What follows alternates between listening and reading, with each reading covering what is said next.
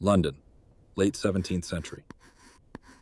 The city lived under the shadow of plague and pervasive ignorance. At its heart, behind the grim walls of Bedlam, the Royal Bethlem Hospital for the Insane, chaos reigned. There, where reason was shattered and human dignity was non-existent, worked Dr. Edward Tyson. He was more than just a physician. He was a scientist, an anatomist, a humanist, whose views on mental illness were centuries ahead of his time. In that era, madness was considered a curse, possession, or merely a bestial nature. Patients were chained, beaten, and starved. Tyson, however, believed otherwise. He saw a human being in every suffering individual, not an animal.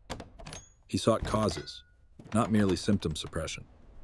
He strived for knowledge, for an understanding of what transpired within the distorted mind. His methods were revolutionary. He kept meticulous records, studied brain anatomy, and sought to uncover the physiological roots of madness. It seemed he was paving the way for a new era of compassion and science.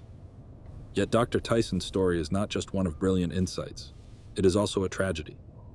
The tragedy of a single patient, whose name became inextricably linked with the physician's, a tragedy that exposed the fragility of his ideas and the brutality of the world he inhabited. We often imagine scientific discoveries as sudden flashes of inspiration, the result of lone geniuses following a direct path to truth. This is a myth. The history of science is far more complex, fraught with errors, compromises, and misunderstandings. It is written not only by brilliant minds, but also by their failures, not only by bold ideas, but also by their tragic consequences. It is shaped not only by breakthroughs, but also by the dark backdrop of the era in which these breakthroughs emerge. It was against this backdrop that Dr. Edward Tyson's story unfolded, a story that forever changed our understanding of madness, but first revealed its horrifying reality. In that era, medicine was a bizarre mixture of ancient dogmas, blind faith, and cruel ignorance. Physicians relied not on precise, empirically derived knowledge, but on the sacred texts of Galen and Hippocrates, written a millennium and a half earlier. Any deviation from these canons was considered heresy, a threat to the established order. Illness was perceived as an imbalance of the body's four humors, or as a direct divine punishment for sins. Diagnosis was a matter of superstition and conjecture, and treatment often amounted to torture, from which patients suffered no less than from the ailment itself. The causes of infection were utterly unknown. Invisible killers, microbes, remained undiscovered, and any wound, no matter how minor, could lead to agonizing death. Instead of antiseptics, surgeons poured boiling oil into open wounds, believing it would cleanse and cauterize the infection. Pus, that faithful companion of infection, was considered laudable, a sign that the body was successfully fighting the ailment. The absence of basic hygiene and asepsis killed people more often than the disease itself, turning any operation into a deadly lottery. Surgery was a butchery, where the scalpel was an instrument not of salvation, but of despair. Amputations, stone removal, and trepanations were all performed without anesthesia, to the screams and moans of the unfortunate. Post-operative complications claimed the lives of nearly 9 out of 10 patients. Bodies were rarely dissected. Anatomical knowledge remained meager and fragmented, and every new insight into human internal structure met resistance from the church and conservative circles. It was a world where suffering was the norm, and death the inevitable outcome of most ailments, where science was still seeking its path through the darkness of prejudice. In this world, where medicine wandered in darkness and every day brought new suffering, Dr. Edward Tyson was an anomaly. He grew up in a family far removed from medical circles, but from his youth, he displayed an insatiable thirst for knowledge. His path to science was not an easy one. He studied at Cambridge, then in Padua, one of the few European centers where anatomy was no longer considered heresy, but practiced as a foundational science. Tyson didn't merely read ancient treatises. He dissected bodies, he observed, he questioned.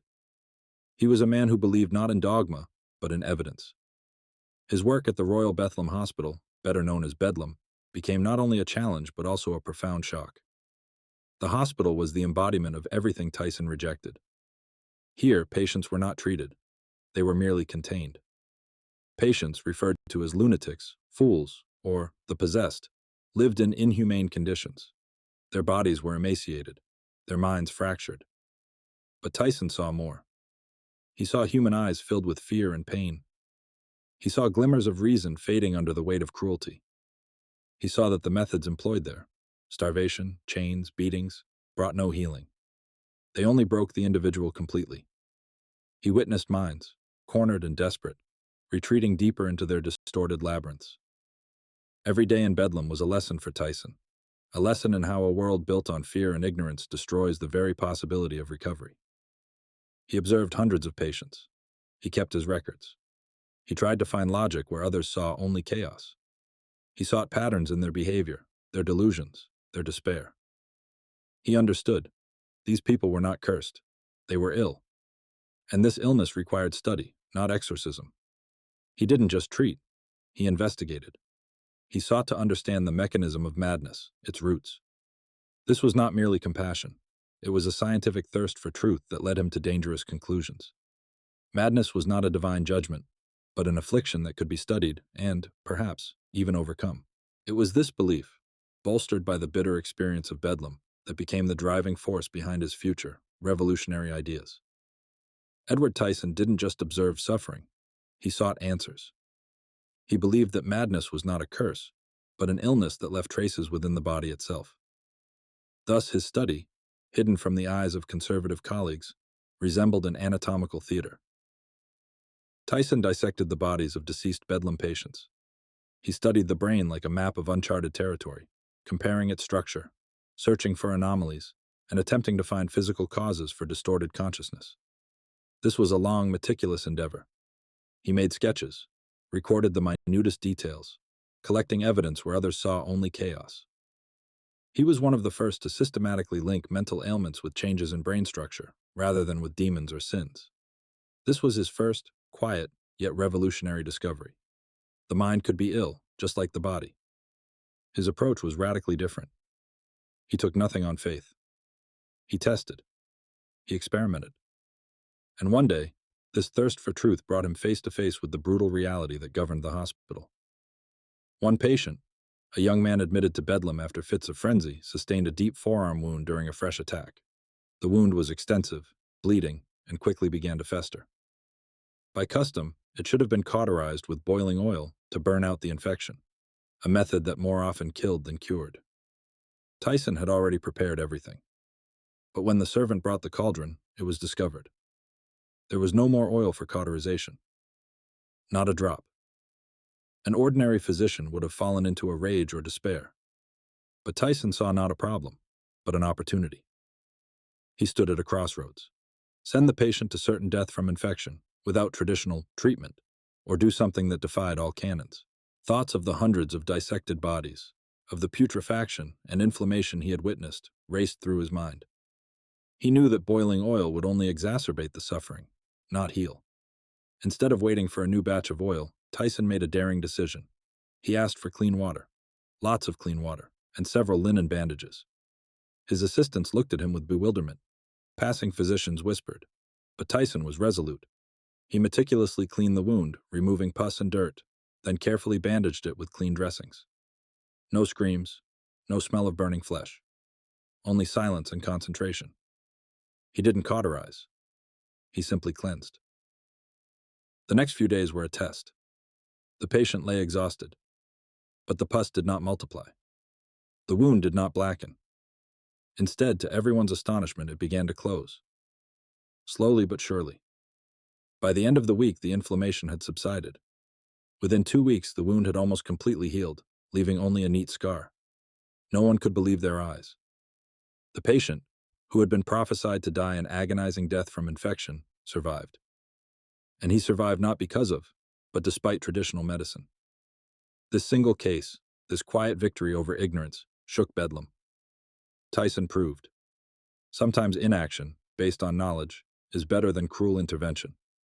He showed that cleanliness and the simplest care could save lives where barbaric methods had reigned for centuries. That case with the wound was merely a single brick. Dr. Tyson was building a structure of new knowledge. He didn't wait for epiphanies. He worked systematically, meticulously. His study was a laboratory, his mind an analytical instrument. He collected data on every patient, on every dissection. He compared, sought connections, and recorded the minutest details. He wasn't just looking for symptoms, he was searching for causes.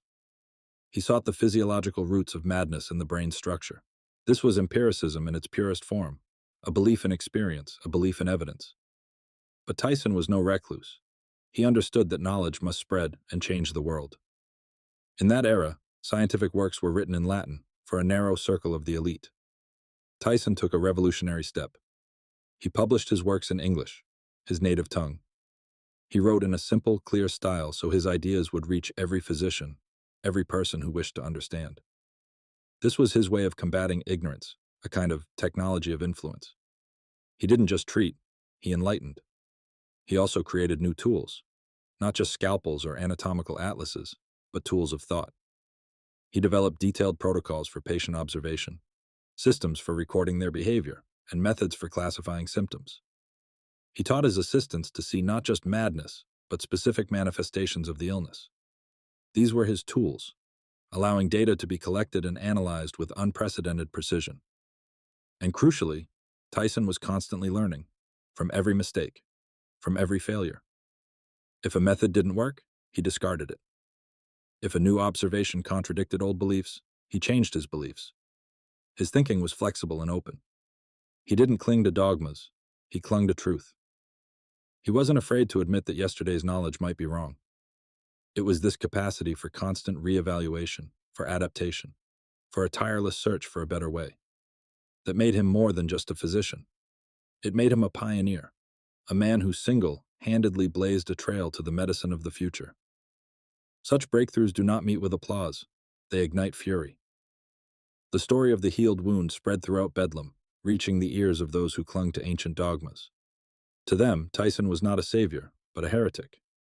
He challenged their world, a world where Galen's authority was unshakable and ignorance yielded profit.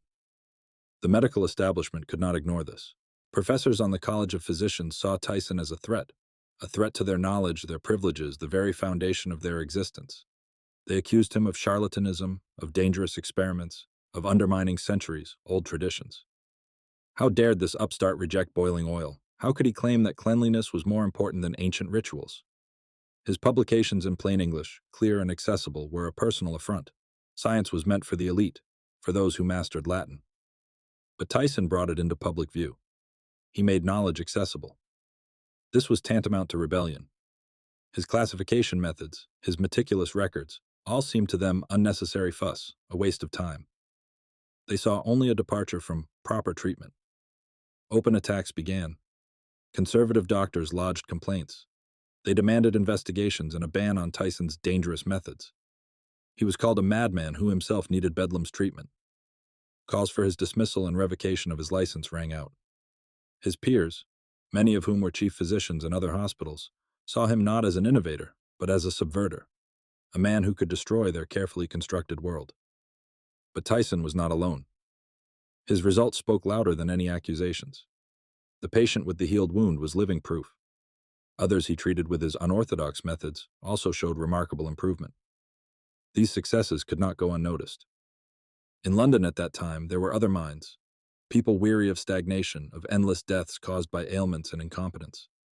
Among them were those who held real power, patrons, individuals from the Royal Society, some members of the aristocracy, even certain progressive clergy. They saw not just a physician, but a scientist, a man whose ideas could change not only medicine but society itself. They protected him, subtly but firmly. They used their influence to dismiss complaints, to thwart attempts to dismiss him, and to ensure he had the opportunity to work. Yes, they could not openly oppose the entire system, but they created an invisible shield around Tyson. Their support was pragmatic, based on facts and visible results. If Tyson could save lives, then his methods were worth studying, worth supporting. It was not a matter of faith, but of effectiveness. These patrons understood that the world was changing, and medicine had to change with it. They saw Tyson not just as a Bedlam physician, but as a harbinger of a new era, an era where knowledge and experience would be valued above empty dogmas. This confrontation was a battle for the future, a battle between old and new, between dogma and evidence. Tyson stood on the front lines. He was both target and banner. His survival in this struggle depended not only on his genius, but on the strength of those who believed in his ideas, those who were willing to risk for progress. This battle for the future, for the very soul of medicine, reached its climax not in the quiet of private studies, but in a public arena. The medical establishment, caught between its own dogmas and Tyson's undeniable successes, could not concede. They demanded a public trial, a demonstrative display that they hoped would finally expose the charlatan. They were granted this opportunity. In the majestic auditorium of the Royal College of Physicians, dozens of leading medics, officials, and aristocrats gathered. The lives of two patients hung in the balance. Both had extensive, festering wounds, both on the brink of death. One was to be treated according to the old, proven canons. The other, by Dr. Tyson's methods. A conservative physician proceeded first. He applied all traditional remedies, cauterization with hot iron, copious bloodletting, and salves of mercury and herbs. The patient writhed in pain, his screams echoing through the hall. The man's condition visibly worsened. 2 days later, despite all efforts, the first patient died in agony. Then it was Edward Tyson's turn. He appeared calm, focused. There was no boiling oil, no screams. He requested only clean water and fresh linen bandages. In complete silence, broken only by his calm instructions, Tyson meticulously washed the wound, removed pus and dirt, then carefully bandaged it. The simplicity of his actions was striking. For the next 3 days, the hall waited. Waited for disaster. Waited for confirmation that cleanliness was madness. But no disaster occurred. The wound treated by Tyson did not fester. The inflammation subsided. Slowly but surely, the tissues began to close. A whisper swept through the hall, then drew astonishment. The College of Physicians, accustomed to death, witnessed a miracle. The patient was not just surviving, he was recovering. This was not merely an isolated case of healing. It was a condemnation of centuries, old dogmas. It was the undeniable triumph of new medicine. Edward Tyson, so recently an outcast, transformed into a prophet. His works, written in plain English, began to be studied. His classification methods, his observation protocols, his emphasis on cleanliness, all became the foundation for training a new generation of physicians. The College of Physicians, though not without resistance, was forced to acknowledge his correctness. His ideas, his approach, his vision of medicine inexorably began to penetrate the system, changing it from within. He didn't just survive this battle, he won. And his name was now synonymous with progress. Tyson's victory was not merely a personal triumph. It changed medicine. Not immediately, but irreversibly. Within months, the barbaric practice of cauterization with hot iron began to yield to new methods. Surgeons, alarmed by the obvious contrast in outcomes, started applying Tyson's principles. Clean water, fresh linen bandages. These simple means became the new tools of healing. And the effect was astonishing. It was measurable. Mortality rates from infected wounds plummeted. Where previously 9 out of 10 patients died from postoperative complications, now more than half survived. This was a true breakthrough, saving thousands of lives. Tyson's detailed protocols for patient observation, once dismissed as unnecessary fuss, became mandatory. Hospitals across London, and then beyond, adopted his systems for recording symptoms, behavior, and physical changes. Physicians learned to record, compare, and analyze. This was the foundation of new diagnostic thought. His works, written in plain English, which once drew contempt, became foundational textbooks. Medical students no longer relied solely on ancient Greek texts. They studied Tyson. They dissected bodies. They learned to link pathology with the physical manifestations of disease. The Royal College of Physicians, once his fiercest critics, was forced to acknowledge his correctness. The results spoke for themselves. Tyson's students, and then a new generation of physicians, emerged from colleges armed not only with dogmas, but with empirical knowledge. They valued evidence. They understood the importance of cleanliness. Even Bedlam, though it remained a place of suffering, began to change. Chains did not disappear overnight, but the cruelest methods were gradually abolished. The focus, albeit slowly, shifted from punishment to attempts at prognosis, and, in rare cases, even healing. Tyson's victory was not only personal, it became a victory for science, a victory for humanism. It laid the cornerstone of modern surgical hygiene and observational psychiatry. Thus, thanks to one man, medicine began its slow but irreversible journey toward scientific understanding and compassion. Edward Tyson won. He reclaimed from ignorance not only lives, but the very right to science itself. His triumph was astounding, yet the paradox of his legacy is that even this great victory was only the first step. The world of madness, a world of suffering, continued to exist. He opened a door, but the path to full understanding and true compassion was still incredibly long. His story is not just a tale of genius, it is a lesson. One spark can ignite a flame. But to change the world completely, that is the work of generations. And it was in this long, agonizing struggle for every step of progress, in every unhealed mind, that the true tragedy of his era manifested. The tragedy that even the brightest light cannot instantly dispel centuries of darkness.